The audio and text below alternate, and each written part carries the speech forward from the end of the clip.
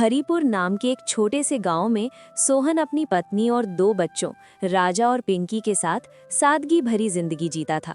सोहन की समोसा की खुशबू दूर दूर तक फैल जाती थी।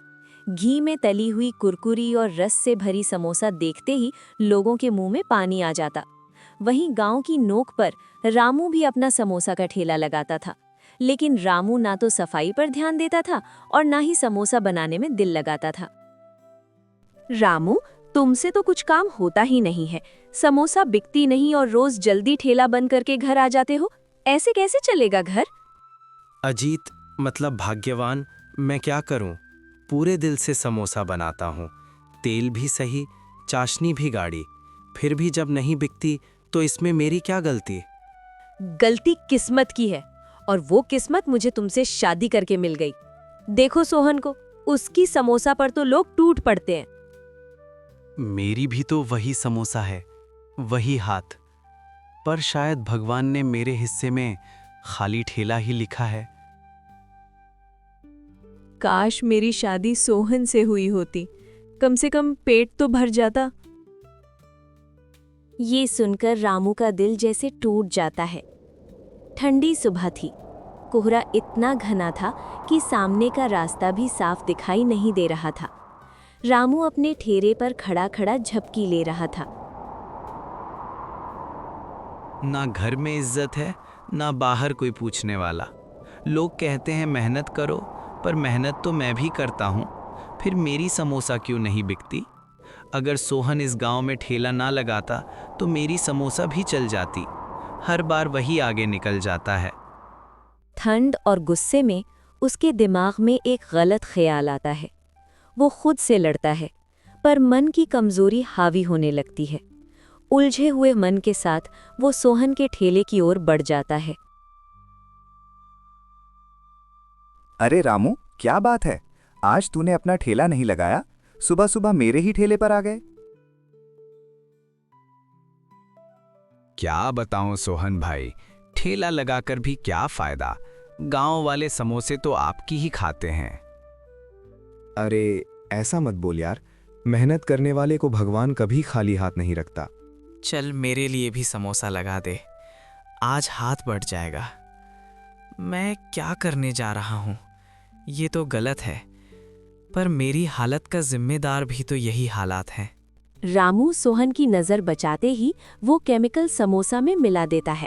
अरे रामू भाई, समोसा तो खा लो, गरम गरम है। रामू चौंक जाता है। नहीं नहीं सोहन भाई, बाद में खा लूंगा।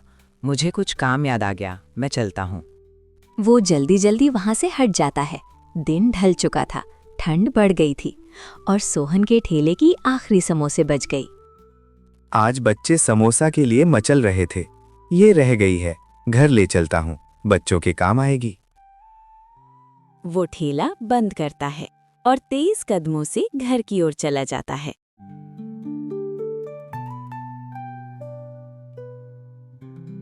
अरे गोरी, बच्चे कहाँ हैं? दिखाई नहीं दे रहे।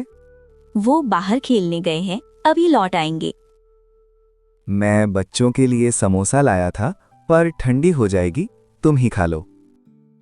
ठीक है, मुझे भी बहुत भूख लगी है, दे दो। गोरी समोसे खा लेती है और थोड़ी देर बाद आराम करने के लिए लेट जाती है। गोरी इस दुनिया से चली जाती है। क्या हुआ? ऐसा मुंह क्यों बना रखा है? भाग्यवान, मुझसे बहुत बड़ी गलती हो गई। अब क्या कर दिया? कामकाज तो तुमसे होता नहीं है। मैं सोहन के ठेले पर गया था, गलत नीयत से। मैंने सोचा था कि उसके समोसे खाने वालों की तबीयत बिगड़ेगी और लोग मेरे ठेले पर आएंगे। क्या तुम इतना नीचे गिर सकते हो? मुझे नहीं पता था कि सोहन वो समोसा घर ले जाएगा और उसकी पत्नी को। हे भगवान, ये तो मैंने कभी सोचा भी नहीं था। तुमसे मेहनत नहीं होती और दूसरों की जिंदगी से खेलने चले हो। कम से कम उसकी ग्राहक होते तो भी ये क्या कर डाला तुमने? उसकी पत्नी घर की लक्ष्मी। भाग्यवान, मुझसे पाप हो गया, मुझे माफ कर दो। बस किसी को मत बताना। मैं किसी को नहीं बताऊंगी, लेकिन अब तुम्हारे साथ नहीं रह सकती। भाग्यवान, ऐसा मत करो, मैं सुधर जाऊंगा। दरवाजा बंद हो गया। घर में सन्नाटा छा गया। रामू अकेला फर्श पर बैठ गया, सिर पकड़कर।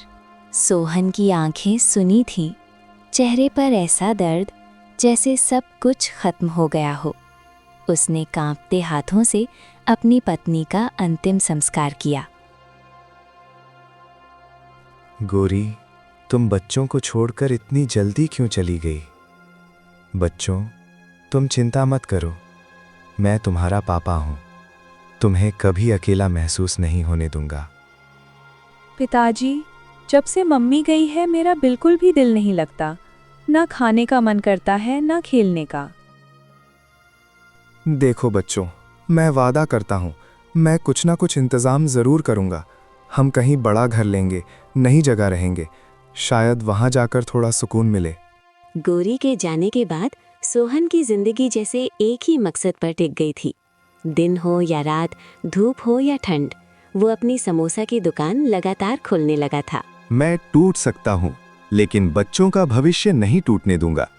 जो सपना उनसे किया है, उसे हर हाल में पूरा करना है। तभी दूर से किसी के कदमों की आहट सुनाई दी।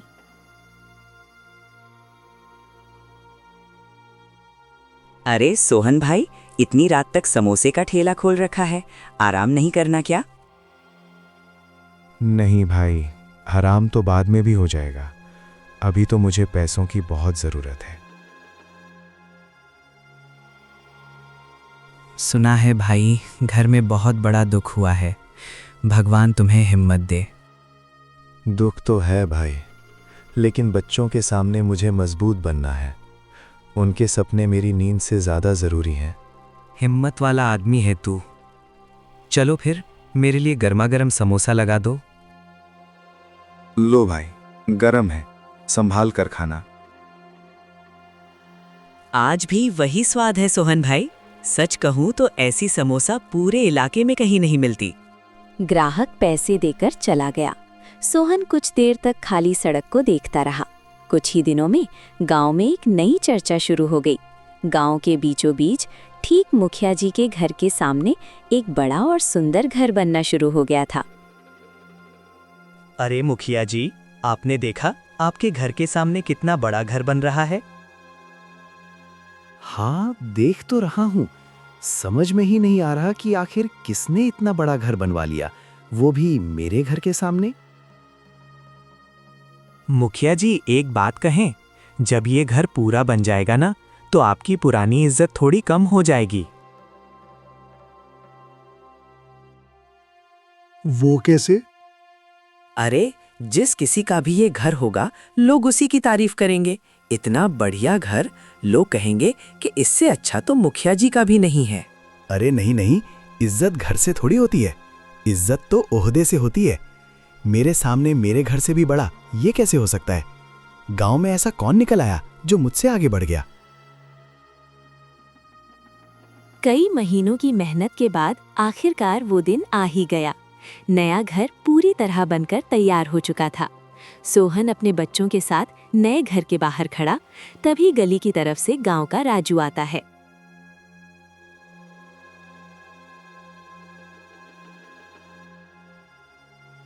अरे सोहन, ये घर तेरा है क्या? हाँ भाई, यही मेरा घर है।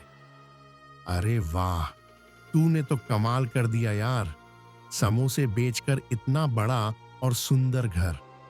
सच बता, कभी सोचा था कि ऐसा दिन भी आएगा? नहीं भाई, कभी नहीं सोचा था। बस इतना सोचा था कि बच्चों को कोई कमी महसूस ना हो। वही सपना मुझे हर रोज ठेले तक खींच लाता था।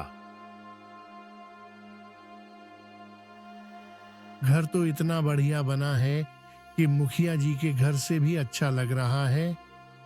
अब तो मुखिया जी तुझसे खूब जलेंगे। नहीं भाई, यह घर मैंने किसी को जलाने के लिए नहीं बनाया। मुझे किसी से होड़ नहीं करनी। तो फिर किसके लिए? अपने लिए और अपने बच्चों के लिए। उनकी ख्वाहिश थी कि पापा हमारा भी बड़ा घर हो। बस उसी ख्वाहिश ने मुझे दिन रात मेहनत करना सिखाया। सच कहूं सोहन, आज तुझसे एक बात सीखने को मिली। पैसा मेहनत से आए तो उसमें घमंड नहीं, सुकून होता है।